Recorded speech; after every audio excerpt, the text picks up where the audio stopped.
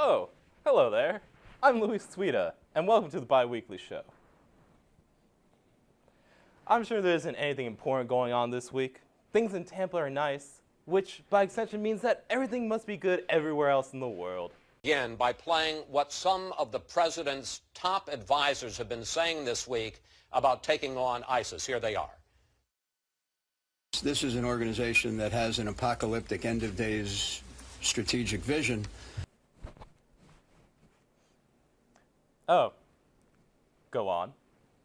Barack Obama has asked Congress to approve a $500 million to help train and equip moderate rebels in Syria. Ah, I see. The old we're with you in spirit approach. Give them weapons and hightail it out of there. This is serious business, Mr. President. Beam me a camera too. Listen, man, I know this is our standard answer to conflict in the Middle East, but why don't we just stay out of this one? Remember the last time we armed rebels?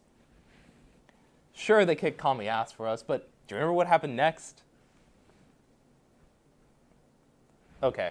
I mean, I get it. It's better and easier than sending our troops back over there. I understand. I really do. But how much do we really know about these rebels? I mean, they say they like political stability, long walks on the beach, and romantic dinners under the moonlight. But it's not long until you realize that that profile picture is from 30 years ago, and they only want to oppress the opposition. Besides, we have enough weapons to deal with on our own soil. That's right, I'm talking about police departments like the one in Ferguson. Lawmakers said Tuesday that they were considering doing more to monitor police departments that had acquired military equipment from the government.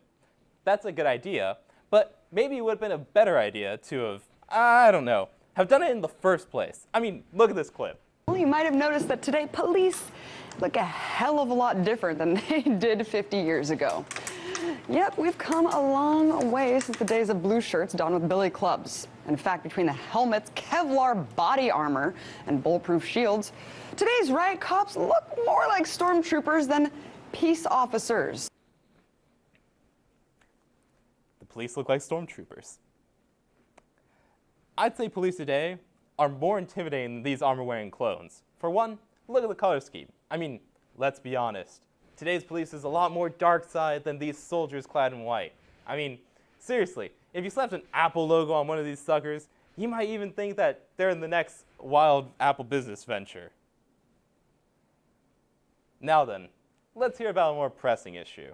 Let's talk about this because this is really shocking. I don't understand how police would justify using this on protesters. Less than lethal landmines? Yeah, I mean, that's kind of the way things are these days. I mean, you take it from the battlefield and you apply it to the streets. Holy hell, landmines? These cops obviously play a little too much Call of Duty. I mean, yes, they look fun in video games, but you gotta know where to draw the goddamn line. I mean, can this get any worse? Suburban New Jersey law enforcement is acquiring armored vehicles used in Iraq and Afghanistan. It's Jersey. But in all seriousness, this is terrifying. While New Jersey may plan to use this equipment for water rescues and seemingly good intended reasons, we can already see this equipment being misused in places like, I don't know, Ferguson. This reaction comes days after armored police vehicles were deployed in the suburb of Ferguson, Missouri. It's good that officials are finally considering monitoring the monstrous machines that have been let out into the public, but on this one, I'd have to say these actions do little to atone for what has happened, and arrive too late for some people. Anyway, let's transition to a lighter topic in our new regular segment, Fox or Fiction. We give you a quote, and you have to tell us whether or not it's Fox or we're just making stuff up. So the statement is, if we could just go back to hangings or a firing squad, we wouldn't have to wring our hands over how humanely we execute savage murderers. So do you think that's from Fox News, or do you think it's fictional? Well, it sounds like it'd be from Fox News because they're Republican dumbasses, excuse my French, but it also sounds kind of made up because that's a little harsh for the fans as well. Fictional. Well, I don't really know why, but I'm just guessing. Fox? I say Fox too. Fox? No, I'm just gonna go with the thing. Knowing how crazy it is, it's probably Fox News. That's Fox. Guess what? This is an actual quote taken from Eric Erickson's Twitter account in response to a botched execution back in Oklahoma in April. If a statement like this doesn't make you lose faith in humanity, come back next time when we'll try even harder to destroy what little hope you have left.